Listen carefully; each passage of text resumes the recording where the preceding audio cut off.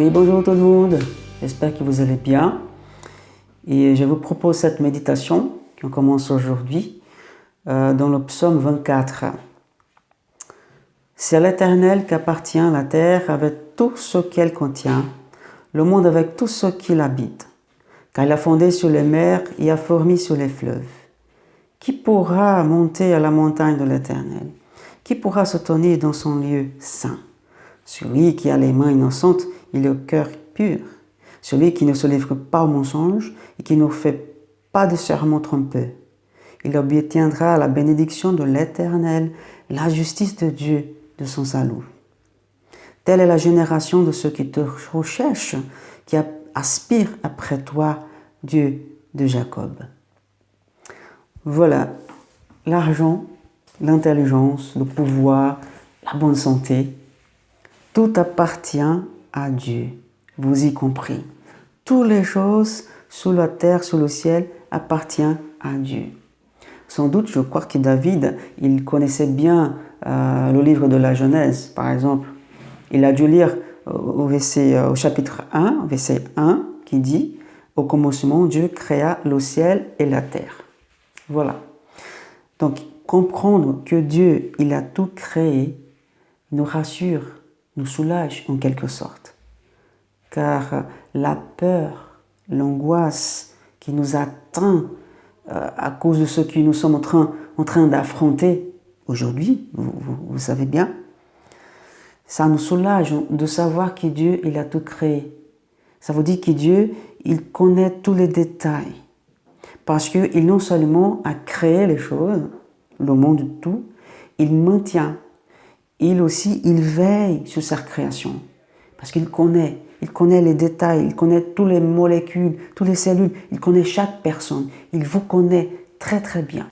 Mais quand nous regardons, par exemple, ce que nous, les êtres humains, avons créé, nous nous sentons fiers, n'est-ce pas? On a fait vraiment des choses magnifiques. Par exemple, la technologie, l'avancement de la médecine, les voyages à l'espace. Waouh, on a fait des choses vraiment magnifiques, incroyables. Oui, nous pouvons être fiers. Vous pouvez vraiment être fiers de ce que vous avez fait. Mais même avec ce sentiment de fierté, ces sentiments de fierté d'avoir créé des choses, d'avoir fait des choses, mais enfin, on s'aperçoit, malgré toute notre capacité, qu'en fin de compte, nous n'avons aucun contrôle sur quoi que ce soit. Vous êtes d'accord, je pense. La seule personne qui peut tout contrôler, c'est Dieu, c'est l'Éternel, c'est lui. Oui, tout appartient à Dieu. Et nous, de notre part, nous voulons du pouvoir, nous voulons de l'argent, nous voulons une bonne santé. Bah oui, ça c'est sûr. Il n'y a pas de souci si on désire tout cela. Il n'y a pas de problème parce que Dieu, il peut nous en donner s'il veut. Il a le pouvoir, il a la puissance. Mais on voit en David, celui qui a créé ce psaume, on voit en lui que ce qu'il avait dans son cœur, qu'est-ce qu'il désirait de plus, ce qui était le plus important pour lui. Donc, le plus grand trésor que Dieu, il peut nous combler, il peut nous donner, c'est vraiment une vie marquée par sa présence. C'est ça que David cherchait, en fait. Il commence en disant « Tout appartient à Dieu ».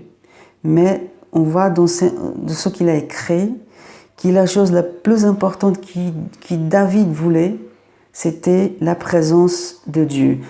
On s'est face à face avec Dieu. Non par les dons de sa main, même s'ils sont toujours les bienvenus, bien sûr, on est d'accord.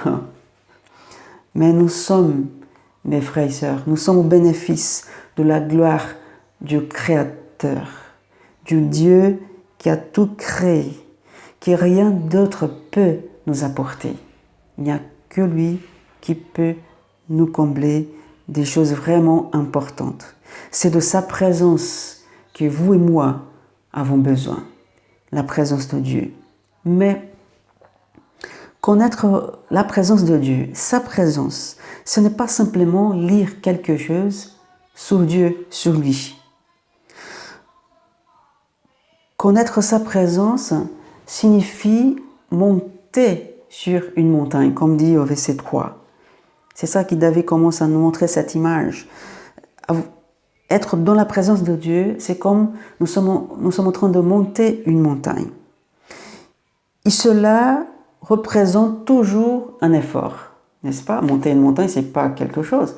Il faut avoir un effort, il faut faire des efforts.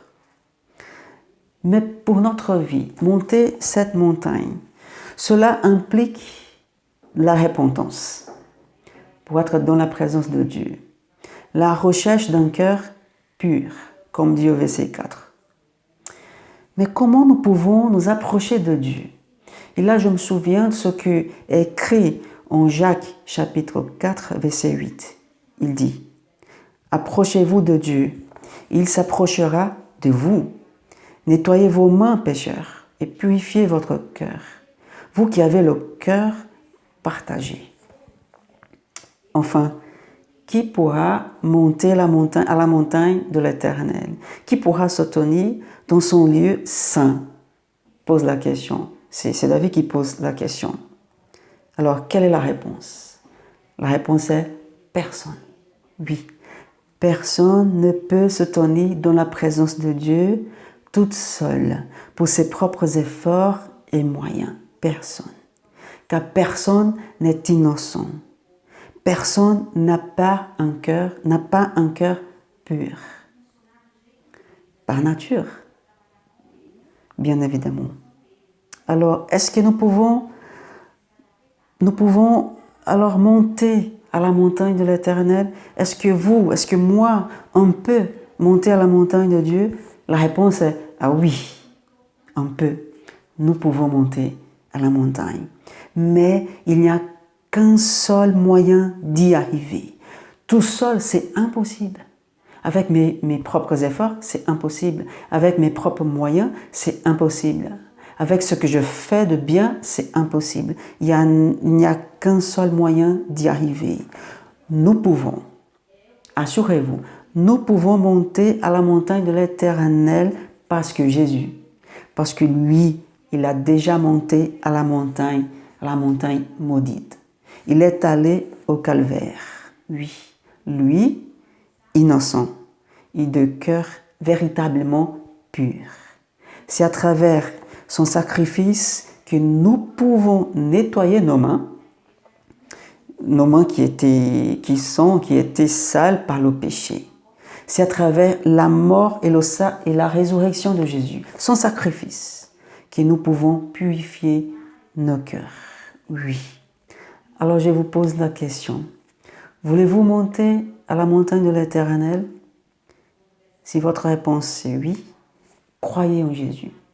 Croyez en lui. Ainsi vos mains seront nettoyées et votre cœur purifié. Lui, c'est le seul moyen qu'on peut se tenir dans la présence de Dieu. Oui, mes chers amis, nous sommes appelés à lutter dans la prière. Nous sommes appelés à rechercher la face de Dieu, comme Jacob lui-même, il a fait.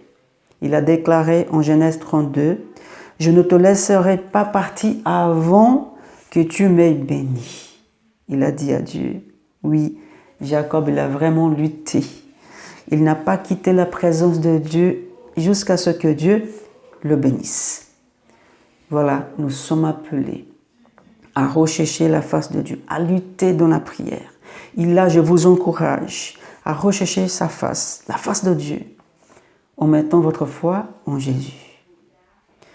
Puis, avec une routine de prière, une routine de méditation de la parole de Dieu. Alors, avec cela, fortifiez votre foi, nourrissez votre foi, non la peur, mais la foi. Car c'est à l'Éternel qu'appartient la terre et tout ce qu'elle contient, le monde, avec tout ce qui l'habite. Oui, Dieu est encore au contrôle.